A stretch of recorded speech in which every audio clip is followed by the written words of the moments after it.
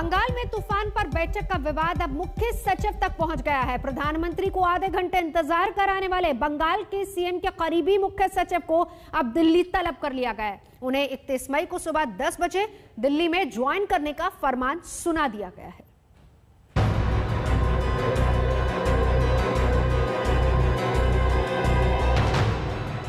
तूफान पर बैठक ने इस खाली कुर्सी ने बंगाल की सियासत में उफान ला दिया।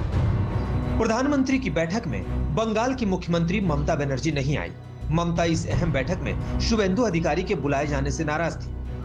नंदीग्राम से हराने वाले शुभेंदु अधिकारी को बंगाल विधानसभा में नेता प्रतिपक्ष होने के नाते न्योता मिला था।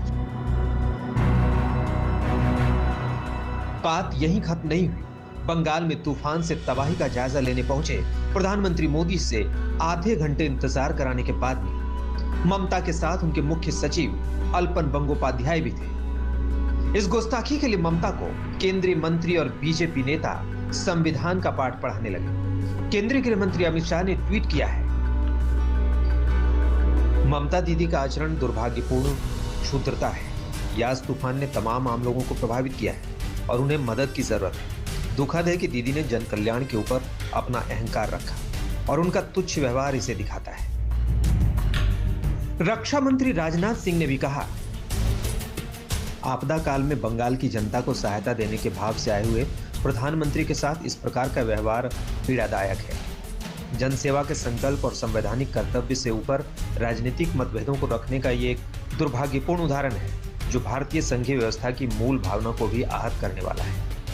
रिव्यू মিটিংটায় আমি জাস্ট কাগজটা হ্যান্ডওভার করব কোথায় কি ক্ষতি হয়েছে, যতটা এখনো পর্যন্ত আমাদের কাছে আছে এই পর্যন্ত, কারণ আমাদের যেতে লাগবে 45 মিনিট এবং সেখানে প্লেনের টাইমিং করা আছে।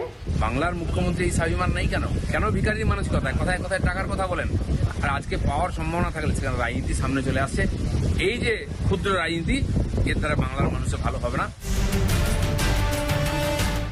बंगाल पर सियासी तीर चले तो सूबे के सबसे बड़े अधिकारी को फौरन दिल्ली रिपोर्ट करने का फरमान आ गया। मुख्य सचिव अल्पन बंदोपाध्याय को बंगाल से वापस केंद्र में बुला लिया गया है। उन्हें 31 मई को सुबह 10 बजे दिल्ली में ज्वाइन करने को कहा गया है। खींचतान यास तूफान की तबाही पर मदद को लेकर भी है। ममता बनर्जी ने 20,000 करोड़ के नुकसान की रिपोर्ट मांगी, लेकिन बंगाल और झारखंड के लिए 500 करोड़ के राहत पैकेज का ऐलान हुआ। লাইকুন্ডায় গিয়ে প্রধানমন্ত্রীর হাতে আমাদের যা ক্ষয়ক্ষতি হয়েছে তার একটা রিপোর্ট আমার সাথে চিফ সেক্রেটারি আলাপন বন্দ্যোপাধ্যায় ছিল, আমরা হাতে তুলে দিয়ে বলেছি এইটা হচ্ছে আমাদের রিপোর্ট এবং আপনি যা ভালো বুঝবেন তাই করবেন। তার মধ্যে দুটো রিপোর্ট ভালো আমরা রেখেছি, অন্যান্য যা হয়েছে সেগুলো তো আছেই। সেগুলো প্রায় 20,000 কোটি টাকার ক্ষয়ক্ষতি এখনো পর্যন্ত আমরা পেয়েছি। তাছাড়াও দুটো স্কিম আমরা দিয়েছি, যে একটা দীঘা ডেভেলপমেন্টের জন্য 10,000 কোটি টাকার যদি একটা প্যাকেজ করা যায়, আর একটা সুন্দরবন ডেভেলপমেন্ট করার জন্য যদি 10,000 কোটি টাকার প্যাকেজ করা যায়, এই 20,000 কোটি টাকার প্যাকেজের কথা আমরা বলেছি। পাবো না হয়তো আমরা কিছুই। चुनावी जंग में सियासी तनातनी तो समझ में आता है, लेकिन चुनाव के बाद भी कड़वाहट बनी रहे तो कैसे चलेगा? बिना केंद्र और राज्य के तालमेल के संघीय व्यवस्था कैसे टिकेगा? दिल्ली से हिमांशु मिश्रा और कोलकाता से इंद्रजीत कुंडू के साथ आज तक ब्यूरो। और केंद्रीय मंत्री मुख्तार अब्बास नकवी ने भी ममता बनर्जी को संविधान की याद दिलाई। मुख्यमंत्री पश्चिम बंगाल की मुख्यमंत्री ने किया है, वो जानबूझकर किया गया संविधान और लोकतंत्र के खिलाफ एक बहुत बड़ा अपराध है। और मुझे लगता है कि इस आपराधिक जो जानबूझकर किए गई इस आपराधिक गुनाह को लोकतंत्र और देश कभी नहीं माफ करेगा। देखिए, हमेशा जो है वो लोकतंत्र के मूल सिद्धांत क्या है? जीत की अपना ग्रेस होता है और हार की अपनी डिग्निटी होती है। प्रधानमंत्री जी वहां पर इस आपदा के समय, इस संकट के समय में, तूफान के समय में लोगों को राहत देने गए थे, लोगों के दुख दर्द के हिस्सेदार भागीदार बनने गए थे। और खुद मुख्यमंत्री जी को इस बात का एहसास होना चाहिए था कि प्रधानमंत्री जी किस लिए आए हैं। वैसे केंद्र और ममता की खींचतान कोई नई नहीं है। चुनाव से पहले ममता बनर्जी ने प्रधानमंत्री के मंच पर ही अपना गुस्सा दिखाया था, तो चुनाव के बाद कोरोना की बैठक में नहीं बोलने देने पर भी आरोप जड़ा।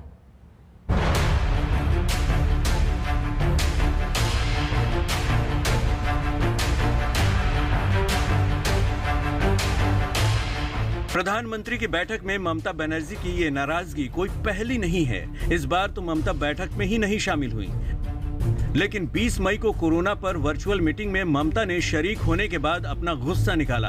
उन्होंने बैठक को फ्लॉप शो करार देते हुए आरोप लगाया कि उन्हें बोलने ही नहीं दिया गया। इससे पहले भी ममता बनर्जी कोरोना पर बैठक में शामिल होने से बचती रही हैं।